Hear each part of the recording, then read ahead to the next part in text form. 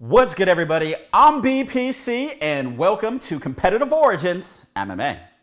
Well, Kevin Big Mouth Holland faced off against Derek Brunson at UFC Vegas 22. Now, there were many questions heading into this fight, like was Big Mouth going to be able to write a check that his fist could cash? And if he were to get the victory, who was next for him? Now, there was also, is Derek Brunson going to stop another young and up-and-coming fighter? And following that, it would be, well, is the UFC finally going to give Derek Brunson a fighter that's ranked higher than him? Well, all those questions would be answered. Well, I would say at least most of those questions would be answered following the fight. Now, as round one started, Kevin Holland looked absolutely loose. He looked really loose as he came down to the ring as well, or I should say the Octagon as well, dancing around, moving, just kind of feeling himself. He was definitely having a good time. So when the fight started, like I said, he was loose as a goose coming in there, throwing kicks, throwing punches, and he actually ended up slipping, and Derek Brunson was able to get him down to the ground. That's right, he slipped, he fell. Derek Brunson went after him, got him down to the ground. Now, Derek Brunson followed up by throwing punches, throwing elbows, but none of these shots really landed that clean. Kevin Holland did an excellent job minimizing damage. Now, Derek Brunson, on the other hand, did an excellent job maintaining control throughout the entire round, and he continued to keep working. Now, Kevin, on the other side, also kept working as well, but he wasn't working his body. He was more or less working his mouth.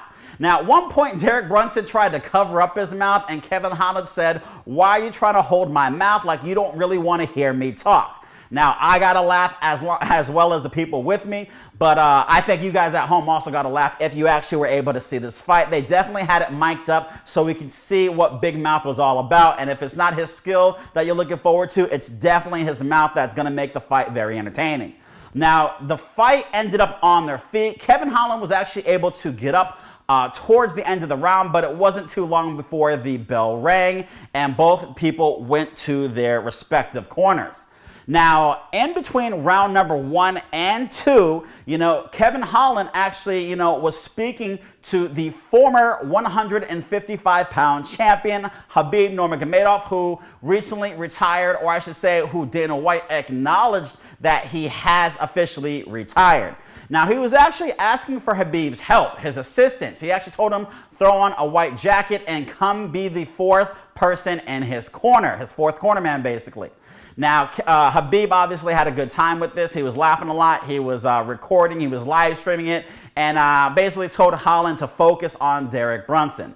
Now, as round number 2 had started, Kevin Holland started landing some strikes. It actually ended up being a brawl, and this was probably the most exciting part of the fight because these guys were going back at it. And Derek Brunson actually got a shot that he took, and he took it pretty well, but then, Kevin Holland landed another one and dropped Derek Brunson. Now, sorry.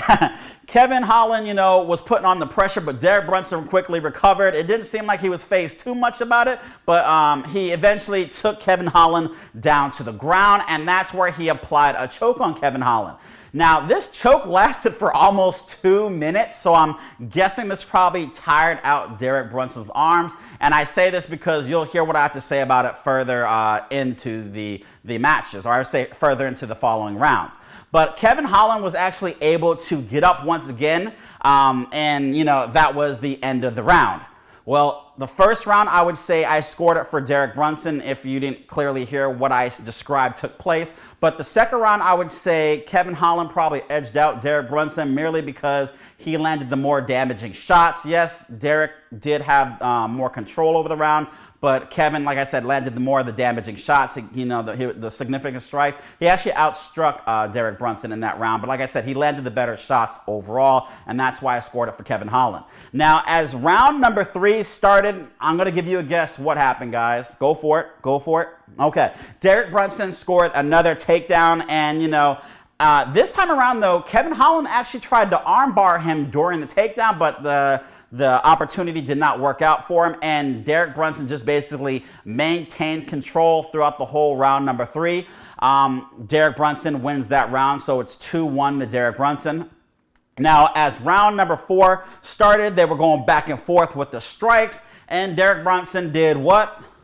Yes, that's right. He scored another takedown. Now, at this time, Kevin Holland does end up getting up, but there was no urgency when you saw Kevin Holland fight. All three of these rounds, other than when he was striking, when it was down on the ground, there wasn't a ton of urgency until he still used the opportunity to actually get up. He wasn't like he was trying to get up. He seemed very content on the ground and landing a pretty good amount of strikes from the ground from the bottom.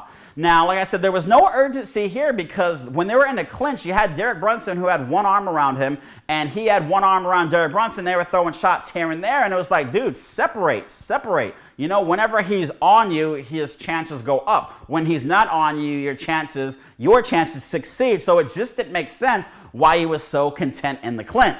Well, round number 4 is over, and I had to give it to Derek Brunson again. It's 3 rounds to 1. So Kevin Holland is either going to have to get a 10-8 round here to either even it up, or basically he's going to have to get a stoppage. And, a stoppage against Derek Brunson is no easy feat, especially in the 5th round.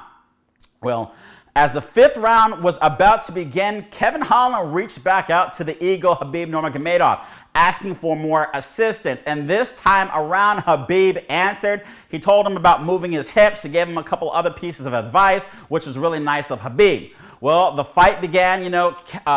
Derek Brunson looked tired through the fight. After round number 1 through 2, he looked good, but round 3 through 5, he looked tired when he was able to get Kevin Holland down on the ground. You notice that he wasn't striking as much, and I'm guessing that's probably because he wore his arms out. Now, he did have enough energy to get the takedown, but, like I said, he looked pretty tired. So as these two began to fight, Kevin Holland, who actually in the earlier rounds had told Derek Brunson, come on, please, let me get a takedown. It'll make me look really good. That's exactly what he said to Derek Brunson. And in round number 5, he did just that. He got the takedown. Now, Derek Brunson definitely didn't let him get the takedown. He was very serious leading up to this fight. He was serious coming down into the octagon. He was serious in the octagon. He wanted no part of Kevin Holland's antics. He was even serious after the rounds would end, and Kevin would try to give him like a pound or tap him or stuff like that. He just wanted nothing to do with Kevin Holland. He wanted to stay composed and serious and focused throughout the entire fight.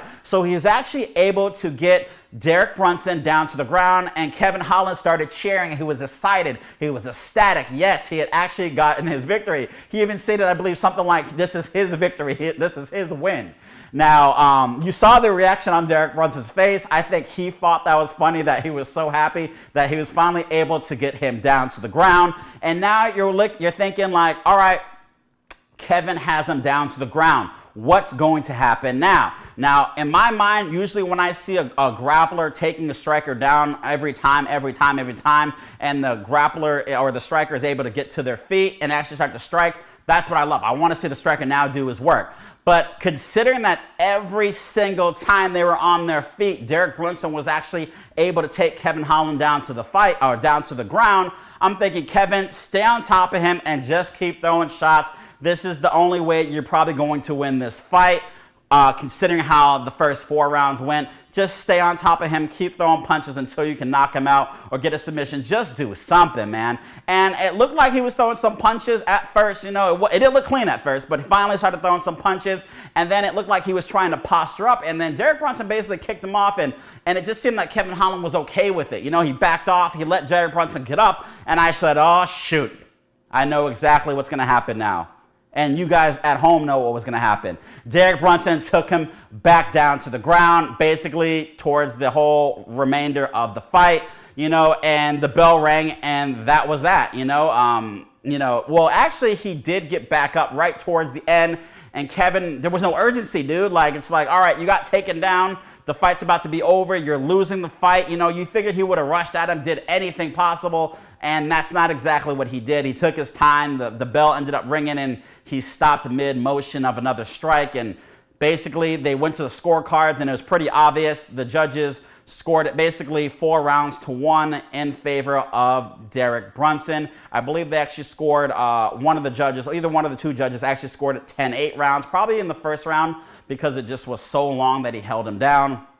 But Derek Brunson answers the question that I was asking, was he going to derail another young and up-and-coming fighter? So that question was answered. Was Big Mouth, basically going to write a check that his fist couldn't cash, and that's exactly what happened. So those two questions were answered. Now, following the fight, they asked Dana White what they thought about the fight, or what he thought about the fight, and Dana basically stated that he thinks that Kevin Holland had a mental breakdown. He referred it to a Lennox Lewis fight in which he fought the opposite fighter, had a mental breakdown. He thought this is exactly the same situation. I'm guessing because Kevin had done so much talking and not so much action. That's just my guess. Now, Kevin, has a big mouth for a reason.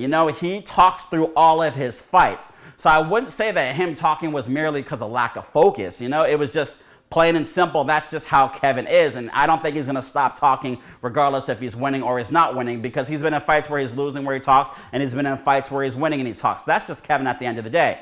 But, Dana might have a point to some aspect of what he said about the mental breakdown. Now, in regards to Derek Brunson, he was asked about the whole situation, and Derek doesn't think it was merely a mental breakdown. He just thinks that Kevin Holland was merely out-wrestled, case in point, So that's his viewpoint on the whole situation.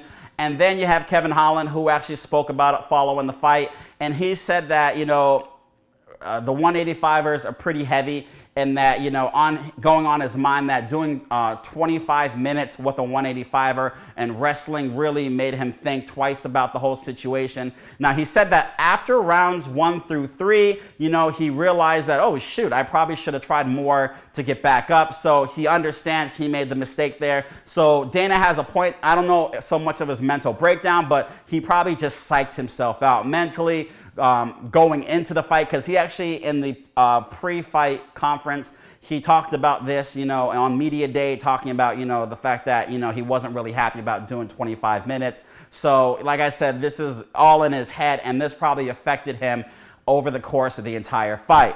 So there you have it, guys. That was the fight. Go to the comment section below and let me know what you guys think. As far as what did you think about Kevin Holland's performance? Did you find it entertaining? Did you wish he did more? And let me know what you think about Derek Brunson. What do you think about his performance? And who do you see Derek Brunson fighting next? He did mention a UFC fighter that he was interested in fighting. And Kevin Holland also mentioned a UFC fighter that he was actually interested in fighting as well.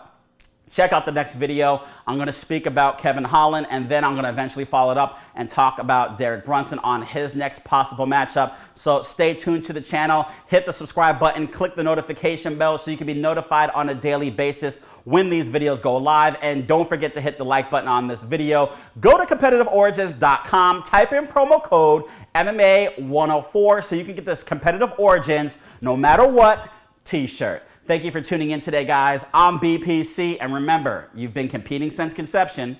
Whether you're competing against yourself or others, Competitive Origins.